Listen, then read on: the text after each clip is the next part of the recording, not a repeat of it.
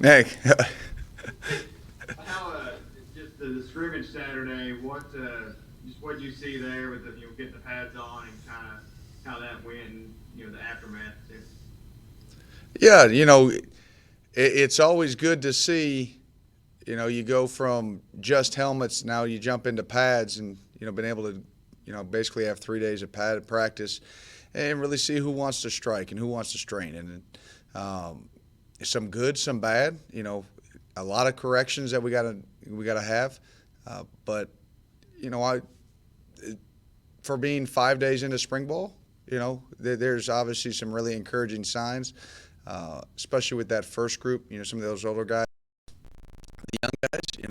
It's learning the speed of the game, and learning the playbook, and then there's a lot of moving parts, and so there's a lot to figure out. We've got our install in, the offense got their install, so it's going to take a little bit to slow down for those guys, and that's the big thing for us is we got to continue to build depth at a lot of different positions. John Hale, go ahead. Randy, kind of like Devontae Robinson, obviously last year was coming off the really long injury pause. Maybe it wasn't fair to expect him to be 100% right away. How have you seen him maybe get back in the fold a little bit more as he worked into games? Just kind of what are the expectations for him right now? Yeah, our expectations for him are to get back to the level he was playing at before the injury, and I don't think we're quite there yet. But that's why we've got spring. You get an injury like that, a lot of times it takes time to get back, and then people, I think people forget is that it's not all right. You're away from football and then you start to play. Like, you're not right back at the level that you were at. Like, you're building back. It's a confidence deal, and so that's still an ongoing process.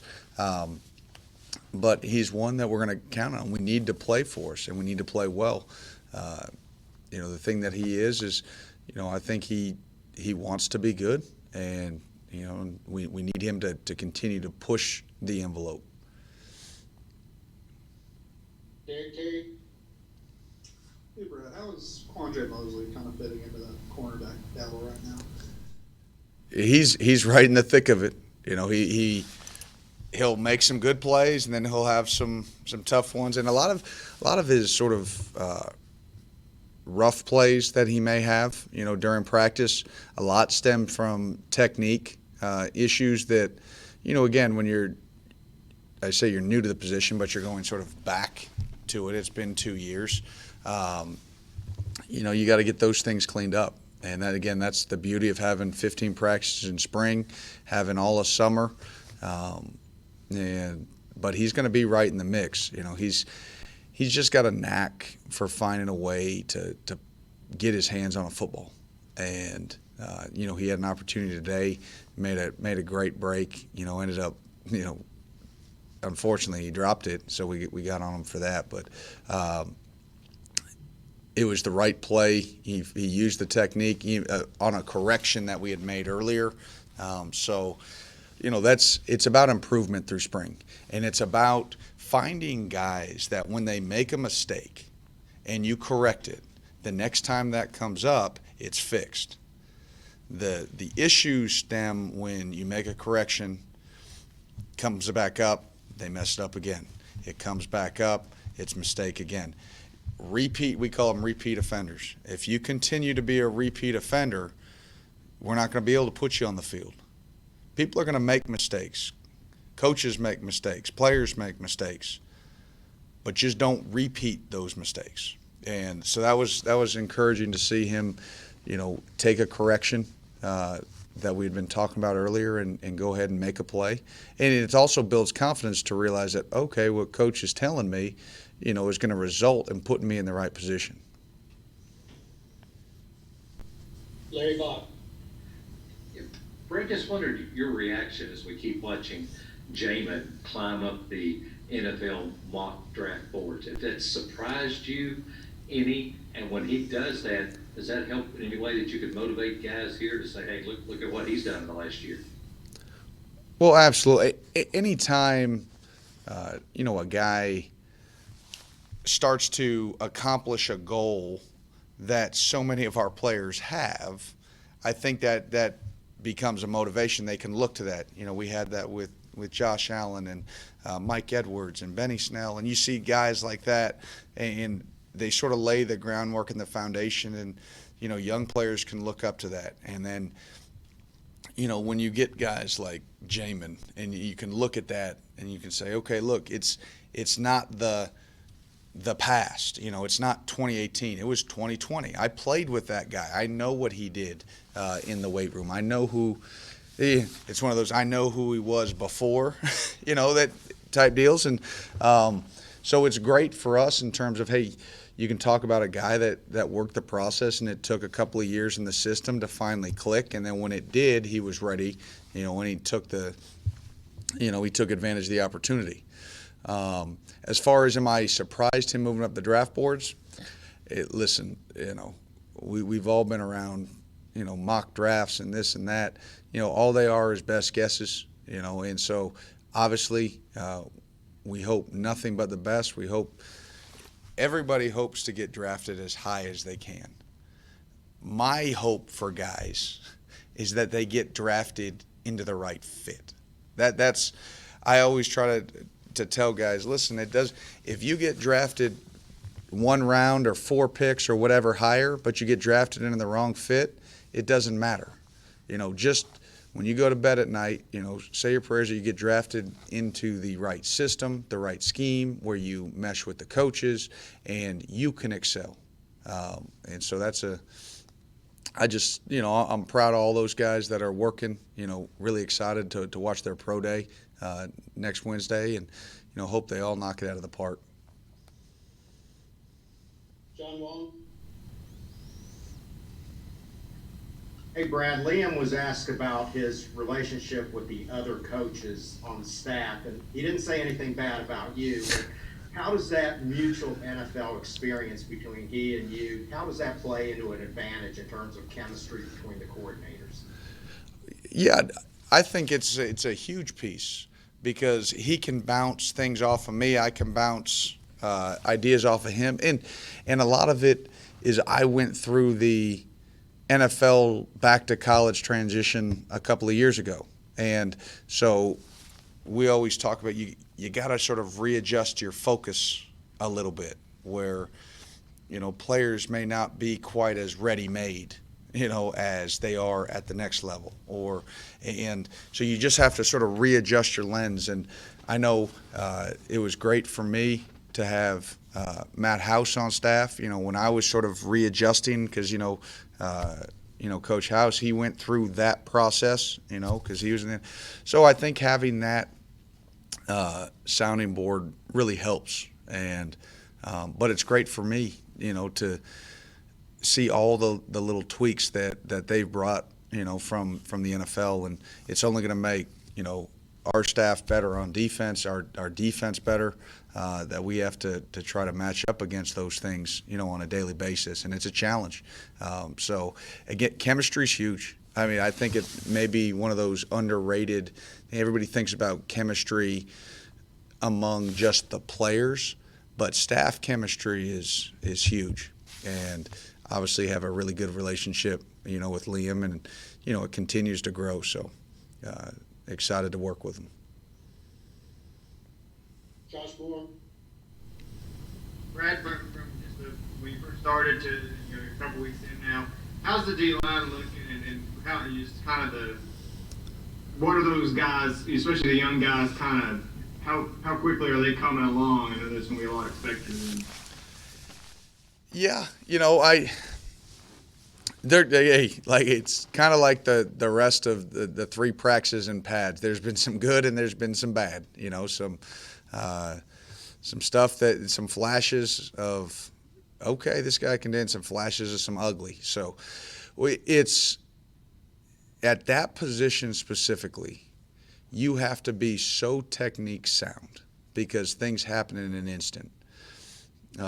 Really pleased with how strong they are.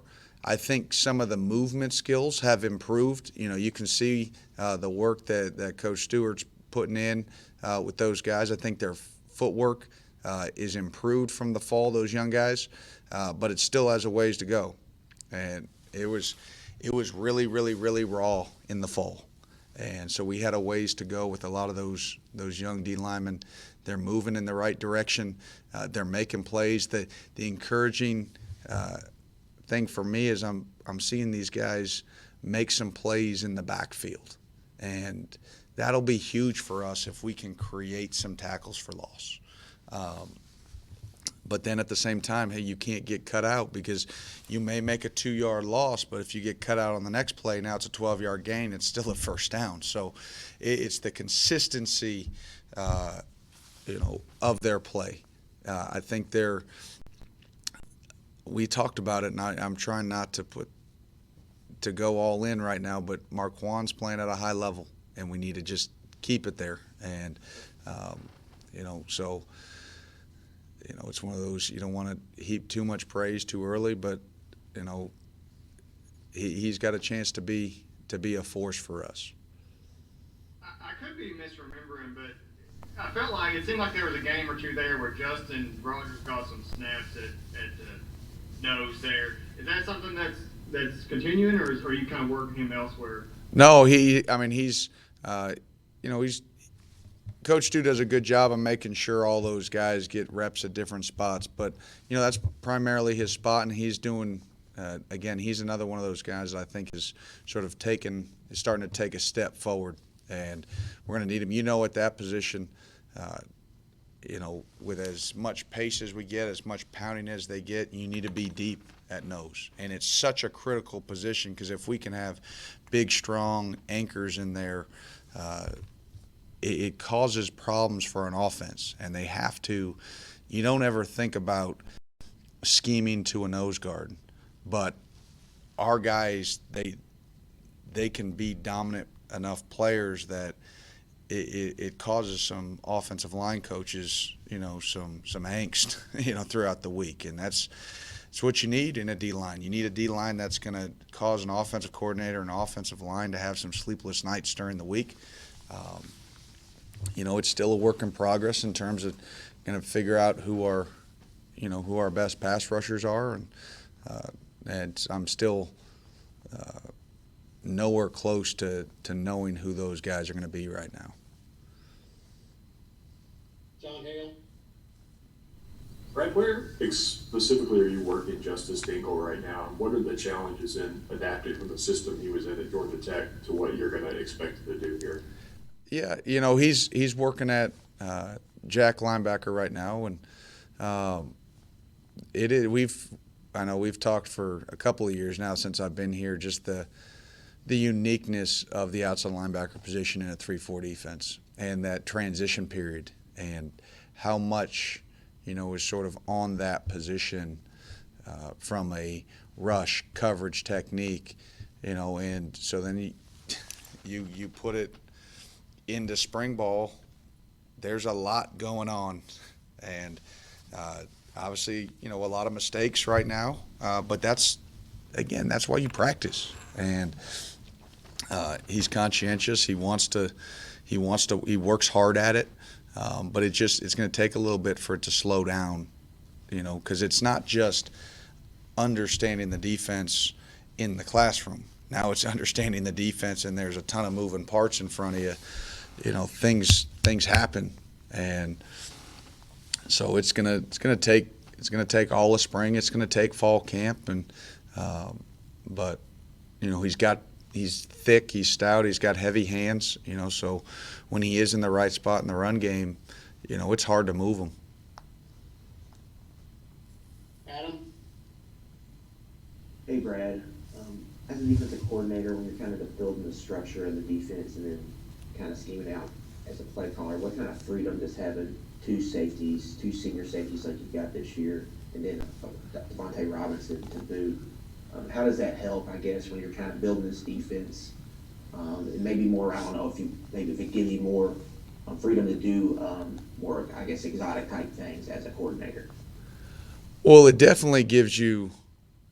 I think the older you are, the more things you can do. And because the thing, it's not about just the more you can do, it's about how you do it well. And what having those older guys allow you to do is say, okay, listen, let's just tweak this look, or let's tweak this and that. And it's a huge luxury to have Yusuf and Ty and D-Rob out there at safety to be able to help control that. They've seen it. When I talk about a ton of moving parts, these are guys that have played so many snaps that the game is slower to them. They talk, they communicate pre-snap, they anticipate, and it makes your base calls look a lot better, and it allows you to, and it does, as a coordinator, you feel more comfortable to say, hey, listen, I can put one more thing in without, clogging their mind. If their cup right now is bigger than everybody else. And so we talk about, hey, how much can you fill the cup until it's the brim, and then you start overflowing, and then they start losing information on other stuff. And it's all about capacity and their capacity to learn and to accept. Now, the key is that it's kind of like having a smart quarterback.